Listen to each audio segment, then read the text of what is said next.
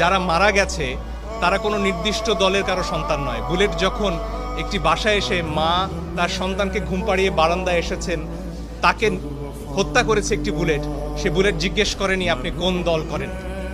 এবং আমার মনে হয় আমাদের বিভিন্ন বাহিনী, সেনাবাহিনী, পুলিশ বাহিনী, র্যাব, বিজিবি, তাদের সন্তানরা তো বাংলাদেশে রয়েছে।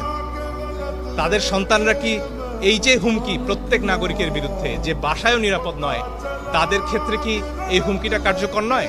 তাদের বিবেকেও কি আসলে এই প্রশ্নটা পৌঁছেনি যে পরের বুলেট কি আপনার সন্তানের দিকে যাবে না? একটা খুব চমৎকার ছবি দেখছিলাম, সেখানে এক শিশুকে গুলি করছেন একজন পুলিশ এবং সেই শিশুটি জিজ্ঞেস করছে, বাবা ওটা কি তুমি? সে প্রশ্ন তো আমাদের সবাইকে করতে হবে।